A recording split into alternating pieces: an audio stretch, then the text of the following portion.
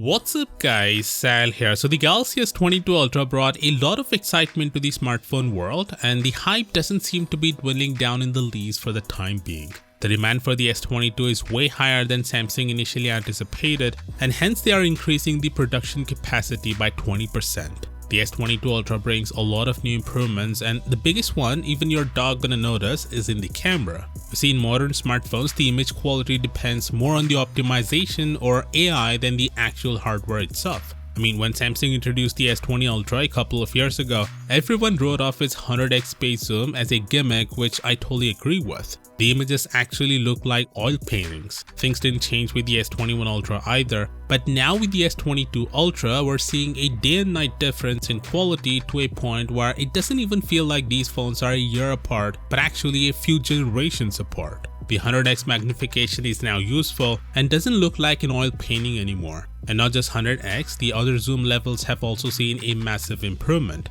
Universe says the 20x zoom on the S22 Ultra is as clear as the 10x zoom on the S21 Ultra. With a side-by-side comparison, it's crazy how big of a difference we see between the two devices at 20x zoom. Here's the image sample at 30x zoom between the S20 Ultra, S21 Ultra and the S22 Ultra, and you can see how far they've come in just 2 years. And not just the zoom, the overall camera, including the night photography, portrait photos, videos and more, has seen a massive improvement as well. I mean, take a look at the edge detection here and this beautiful night photo where it actually looks like it's night with a black sky and lots of details in the subject. Safe to say, Samsung sits right at the top when it comes to cameras, far above the iPhones and the Pixels of the world. That said, here's some good news for the S22 buyers. You see, the new chipsets are built on a 4nm process and they are fastest boy. But that also means they generate a lot of heat. To counteract this, Samsung made a new cooling system where they increase the area that the vapor chamber covers,